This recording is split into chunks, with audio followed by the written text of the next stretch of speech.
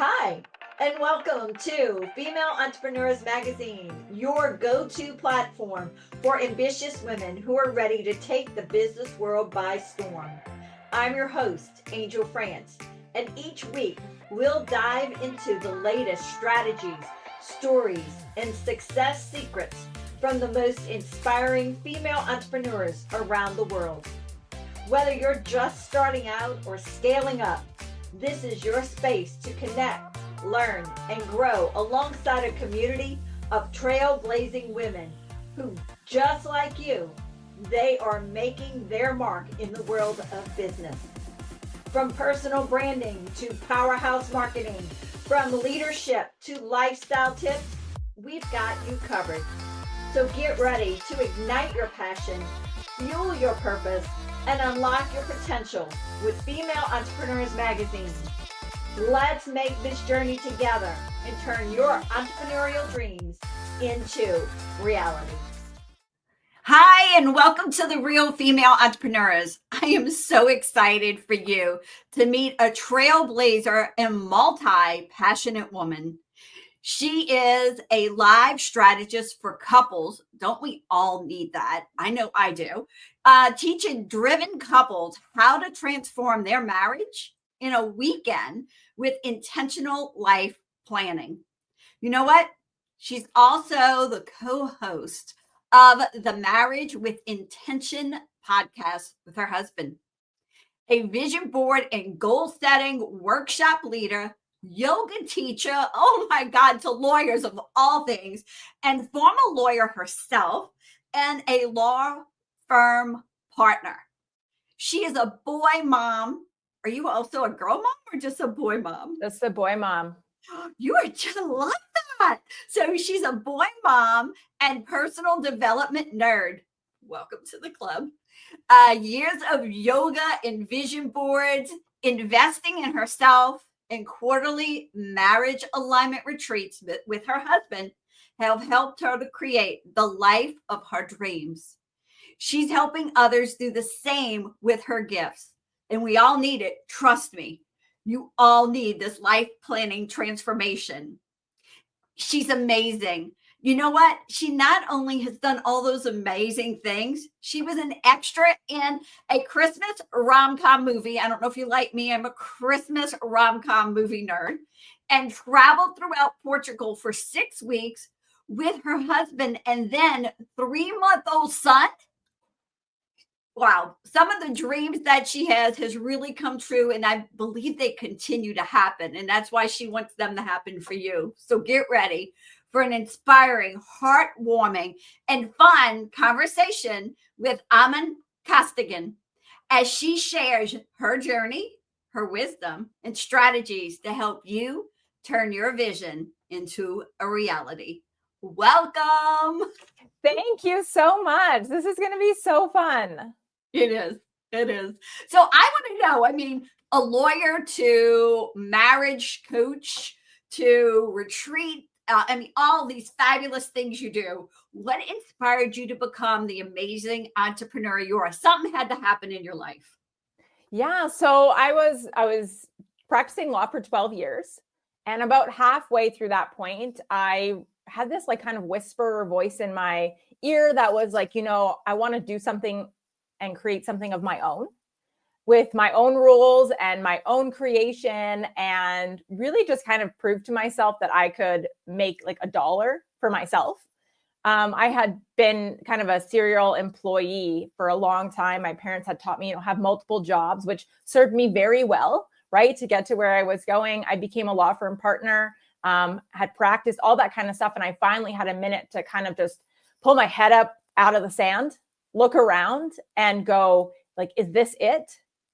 And I realized like, no, I need to listen to that whisper and I need to try something. So I had a few different ideas. I then took action on one of them, which is one of the ones you mentioned, teaching yoga to lawyers. So that's the one I decided to take action on during the pandemic. And it was just yoga is something near and dear to me. And I think allowed me to stay in private practice as a lawyer for 12 years. And I just wanted to share what I had learned with others, especially during the pandemic. It kind of was the perfect time to showcase my talents and create that community and impact others at the same time. Definitely. I mean, being a lawyer is stressful. I mean, a little tip, I was a court reporter for 10 years. Oh, I didn't know that. Yeah. So I was a court reporter for 10 years and I used to see the stress. I mean, I was stressed, but the stress that they walked in with, oh, those poor babies, they needed yoga. They needed some serenity in their life, especially females. Because I mean, they were living in a man's world. Yes. And the shoulders are like always up here. So really my yoga was like, let's just put our shoulders down. I feel like I have to do that too sometimes. Yeah. Yeah. Oh no, it's like it was a practice for me as much as it was a sharing with others as well. Yeah, I that is just perfect though. And so how did going into the marriage retreat happen? Right. So I started teaching yoga to lawyers in 2021. And then with that, I also led vision board workshops for lawyers as well. So that kind of started tapping into my futuristic gifts, my strategy gifts, my goal setting, my planning. I love planning and goal setting and all those things. And I wanted to then share those gifts with the world, but I didn't exactly have a how. And so in around 2020, my husband and I joined another couple who were hosting these quarterly marriage alignment retreats. And essentially you do them on your own, but they were just kind of guiding us like, this is the framework that you do. And we're here to help you. But otherwise, like you're the one doing the work. And I just fell in love with them because I had always been goal setting for myself. I'm very driven, high achieving, right? I was doing goals, between Christmas and New Year's by myself downstairs in our basement. And my husband was kind of doing goals in his own way. And so we got married in 2020 during the pandemic. And everyone kept telling me, well, you guys already live together. So like marriage doesn't really change anything. It just kind of changes the name of the relationship. And I was like, that can't be. I'm not getting married just to change the name. Like, then what's the point? And so then I had this program that we had done with this couple that they had shared. And then I was getting married at the same time. So the two kind of came together and I was like, wait a minute, this is partly what marriage is about, is getting on the same page, getting aligned, talking about your dreams, talking about your money, how you're going to fund those dreams, and then living that out sooner than later, right? Later is, we all know we keep saying later and later just sometimes never comes. And so we had been doing it for 4 years. And then I reached out to the couple and said, can I teach what you guys taught us? Because I just love this stuff and I want to do it in kind of my own way. So I've incorporated visualization. So like that yoga aspect, the strategy, and basically I've taken that on myself, along with my husband in July of this year. So in 2024. Oh, that is amazing. And from my understanding, we talked about taking the baby on the journey. What year was that? That was 2022. Wait, okay. So you actually, since 2020, you got married. 2022, you had your first child. Yes. Okay. And what else has happened? So we took him traveling. And then one of my big dreams, especially during the pandemic, it kind of got seeded, was I wanted to be an extra in a Christmas rom-com movie. And I was on maternity leave. And then I saw this posting for calling for extras to be in a Christmas rom-com in our city, which had never happened before from what I had ever seen.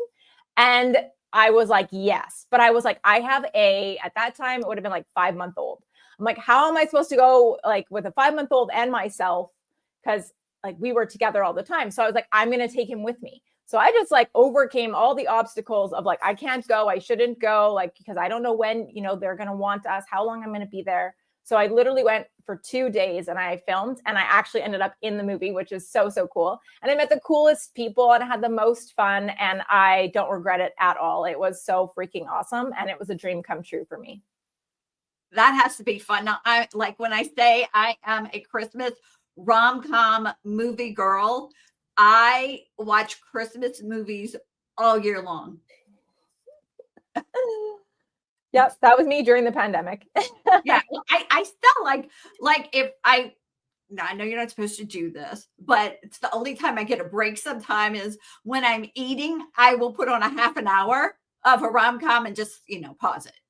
Yes, yeah. And they're totally like meant for that. Like you can just pause it and come back and it's so heartwarming and feels good. It's got to feel good feeling. I love it. Yes.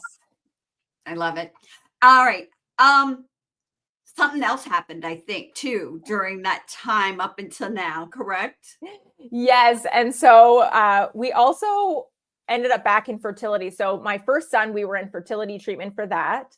And then the second time, because they said that we were a little bit older, that kind of thing, we were 37 and 38. They said, okay, back in fertility you go. But it turned out we ended up getting pregnant naturally. So my son was born actually just a month ago. So November 2024. And I also left my law practice in April of 2024. So not that long ago now. My husband, also a lawyer, left his practice in May of 2024 and launched our new business, Life Strategist for Couples, teaching couples that intentional life work in July of 2024. So it has been a whirlwind. We also went traveling with our son before he turned 2.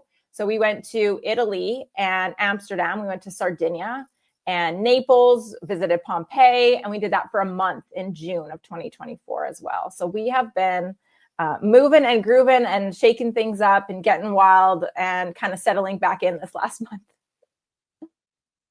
Okay. So how do you balance the demands of your life and running a business? I mean, that is really, there's a lot of personal responsibility going on between personal and business. So how do you manage it all? Yeah, I think my biggest thing is planning. I plan ahead. Like I have a wall calendar for the month ahead so I can actually like see what's coming up and I can plan accordingly. So I can actually like stress test the calendar and be like, there's way too many things that week. I'm going to need to hire help, or I'm going to need to reach out to my support family and friends and get some help, or communicate with my husband and tell him, I have a podcast today that I'm recording. Can you, do this for this time? This is what I need for today. And I also just plan weekly. Every Friday, I sit down and I plan the next week ahead. So again, and then I can look at my calendar. I'm a day planner girl. I use pen to paper, and I use multiple colored pens and different colored Post-its. And I like write down for each of them, okay, this is what's happening. And then I can see like, that's way too many things. Like that's not going to happen. I'm just setting myself up to not do any of the things or feel bad at the end of the day because I didn't do all the things that I wanted to do. So I still fall into the trap. Don't get me wrong. I'm not perfect in any way, but at least I can see ahead what's coming and I can kind of reorganize. And I really have to prioritize ruthlessly, which is the other thing, which comes into that. And just trying to not fall into that, trying to do all the things. And oh my gosh, I didn't do all the things on my to-do list. So like that means something bad about me, or that I did something wrong, or, that I'm not enough, that kind of thing. So I've really worked on that as well. As I kind of go through every week and what's coming up.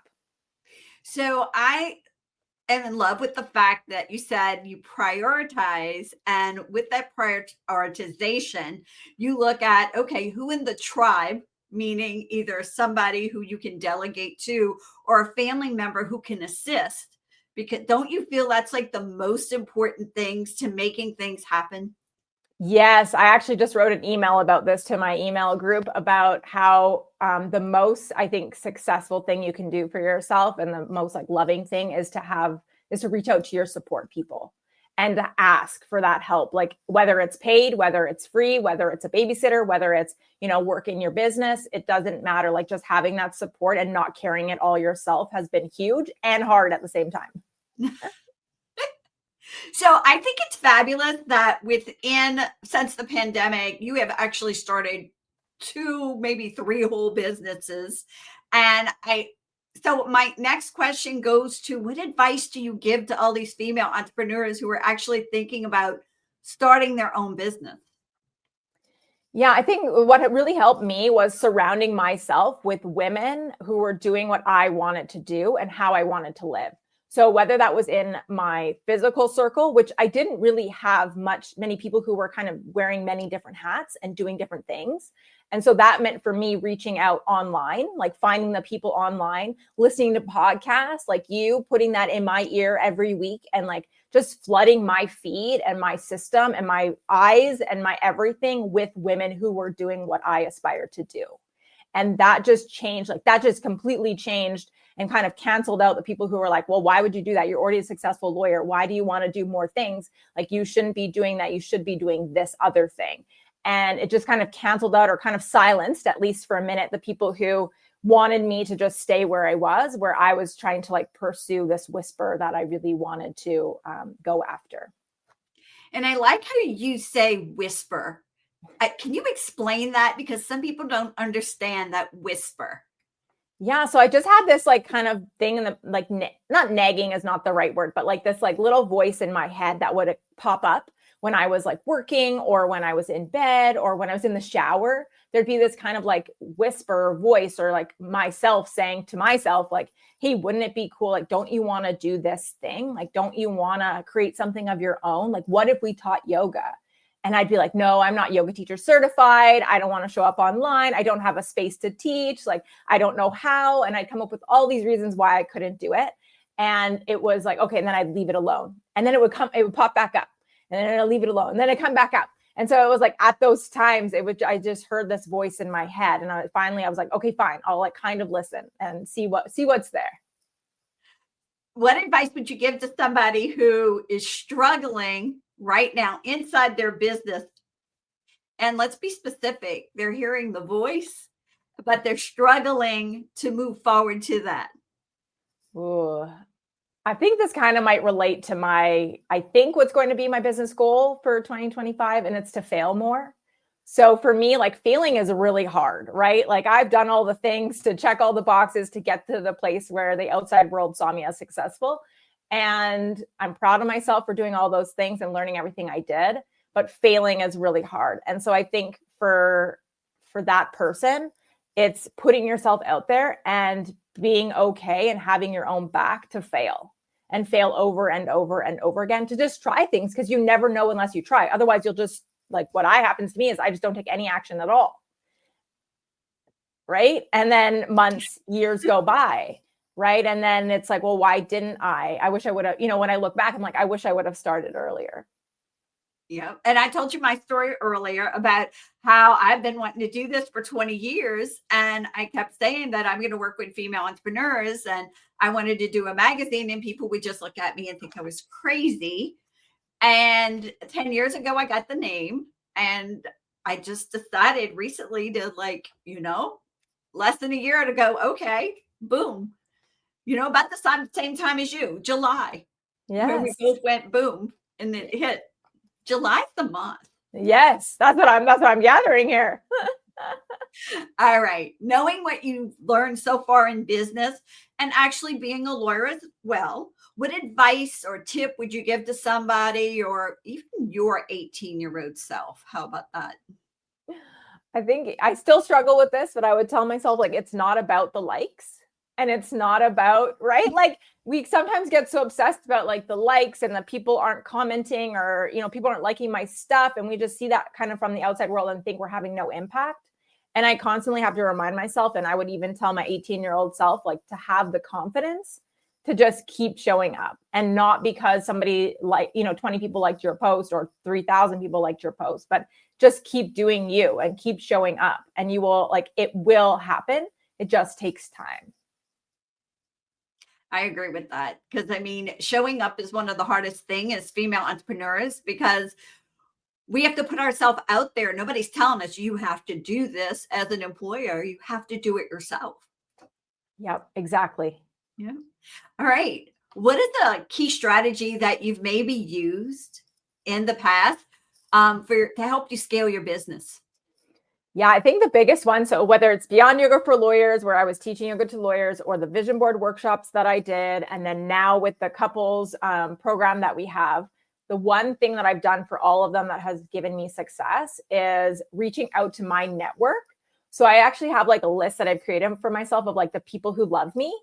And it's like, yes, it's family, but it's also other women entrepreneurs who I know will support me no matter what. And that can look like anything. That can look like when I have a launch and I'm like, hey, I'm going to post this reel or this video or this post tomorrow. Would you mind liking, commenting, sharing with your network? Here's a little sample of what you could write. Hey, I'm starting a podcast. I did this for my podcast too. I was like, hey, I'm starting a podcast. Would you mind writing, like rating, reviewing, sending it to one person you know, or maybe sharing it with your network if you feel so called, like anything little to anything big. So I have and then these are the people I know that love me to death and will do it like hands down. And then I have like a second list who are like, they also love me, but they might not do it. So it just kind of allows me to kind of break through the resistance about, oh, nobody wants to help me, but actually everyone wants to help me. They want to support me. They want me to be able to share and help more people. And anyway, so that's kind of one of the things that I've done is really just reach out to my network. Okay, so I've heard reach out to my network before. I have never heard that strategy of putting the list into place and knowing, I mean, the first list is everybody who you know, no matter what, doesn't matter what's happening in their life, they are going to do whatever they have to for you. Yes. Yes. I love that. And the second one, we're probably 50-50 because, you know, life gets in the way. They might do something, then they might not. Oh, I love that. That is like one of the best strategies to actually, especially if you're putting out something special.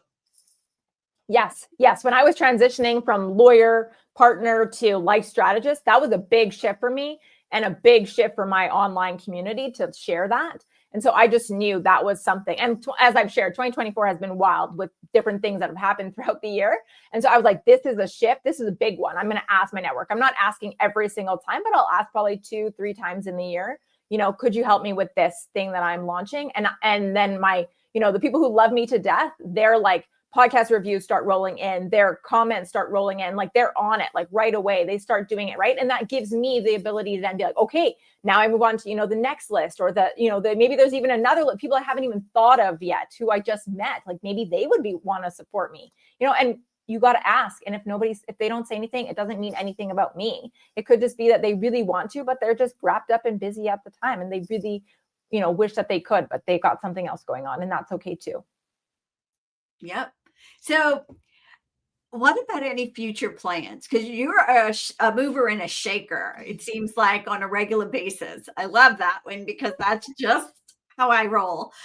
However, what I want to know specifically, what future plans or goals that we should like keep an eye out for from you? Okay, so this one is magic. It's a big goal. I love magic. So right now, my husband and I have a DIY program. So essentially couples do it on their own, and we have online video and a workbook that goes with it and a few other things. The other thing we do is we work with couples one-on-one. So we'll do strategy call and we'll do a pre-call to get them all ready for their QMAR weekend. The new thing that I want to launch eventually is a white glove service. So essentially it's a couple that wants to do a QMAR, but they're like, I'm just way too busy. I just want to show up for the weekend and be there with my spouse, do the framework that you have, and leave with all my big goals and visions and everything set. So what I want to do is have this white glove service where they really just fill out like a 1-page questionnaire. What are your favorite foods? What's your favorite environment? What do you love to do together? And then I will like curate that for them, and they just show up. Oh, yeah. Yeah. What a couple's weekend. Oh my word. I mean, just picture that. Just them walking in and just everything's there for both of them. And they don't have to think about anything. And it just puts them in an easy mode where all they're doing is planning their life together and setting those long-term goals. Yes. Yes. And they don't have to cook. Yep. They don't have to do anything. Oh, wow. Yeah. So that's where I'm headed. I can see that happening. Definitely. She's like, all right. If you had one superpower for only 24 hours, what would it be? Okay. To fly. To fly. Yeah. Yeah. I thought about the others. Yeah. What would you do? I think I would go meet some of the online people that I've made friends with and turn them into in real life friends. That'd be one thing. And then 2 would be obviously to travel to as many places as I possibly could, as fast as I could, but also to experience at the same time. So we're down in New Orleans. You come down with those babies and your husband will have fun. Yes. All right. What's one fact about you that maybe not a lot of people know? Oh, I love Turkish dramas, like Turkish soap operas and Turkish movies. That has to be fun. Yes, it's rom-com like to the extreme. Like it's to the extreme of all things. Like, and it's fun, and it's not something that I thought I would be really into, minus the reading the subtitles. But it's worth it for, I don't know. I love the fashion. I love the storylines. The drama is like way too much, and so I just love that. I love Indian wedding rom-coms. Love them. Yes, so good. And the outfits, oh, yes. Oh my God. And the dancing. Yes. All right. Your favorite book? I'm going to go with a business book. So I'll go with The War of Art by Stephen Pressfield. And it's all about resistance. And I thought it was just me kind of thing when I first, wanted to embark on entrepreneurship and doing my own thing and creating things with my own rules. And it just made me realize that it's more than just me. And we all face that kind of resistance on the daily, hourly sometimes. All right. What about a personal? So was it a song? Sorry, was it a song? You can do a song, but do you have a personal book? Because you said yes, I brought it. It was The Whole Brainchild. Oh, that's a good book. Yes. That is a great book. Yeah, that'll help a lot of women. That'll be great. Yes. With children. So thank you for that. All right. Now, what is your favorite song? Yes. Okay. So I love this one. I listen to it and I like blast it when I can. Unless my son says too loud. And I'm like, I like loud music. I do. Yeah. It's The Champion by Carrie Underwood. Yep. That's a favorite. I mean, we get that every month. That's like our go-to. Everybody loves The Champion. They do. Yep. So good. All right. Your favorite quote? I'll go business too. So I'll say, pursue simple, get fancy later. That is a really good one. That is really good. All right. How do you stay motivated? How do I stay motivated? I think just reminding myself about why I'm doing it. And I think it's really easy to forget, to get caught in the day-to-day. This is what I have to do today. This is what I have to do this week. But it's sometimes harder to like look out and be like, why am I doing this in the first place? And thinking about the people you're helping, even though you might not see immediate results right away. It's knowing that you're there for the long game and for however long it takes. And I think planning is a way of motivating myself as well. I think that's why I plan, because it like helps me stay focused and my brain a little bit out of the, this squirrel, this squirrel. Oh, maybe we should try this new shiny thing. Maybe we should do this other thing instead. Maybe we should switch. Do you have to do your own planner? Because I have trouble finding a planner that I love. I have to do my own. So I used to make my own planner for several years. I made my own. And then I just decided to take someone else's and it was good enough. It was good enough. See? Yeah, I understand. Yes.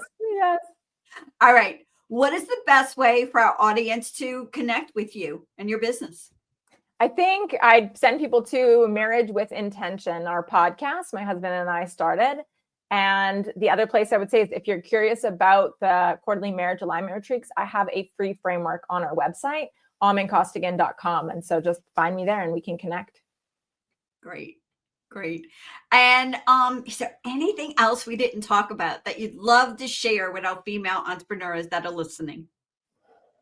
I think my other biggest thing that's helped me continue to evolve and grow is surrounding myself with and putting myself in rooms with women entrepreneurs who are smarter than me, doing crazier stuff than me, and that I aspire to do. Like I'm always trying to level up and put myself in different rooms and meet different women. And that has, again, been my network, but also my the way that I have personally been able to keep myself growing as well.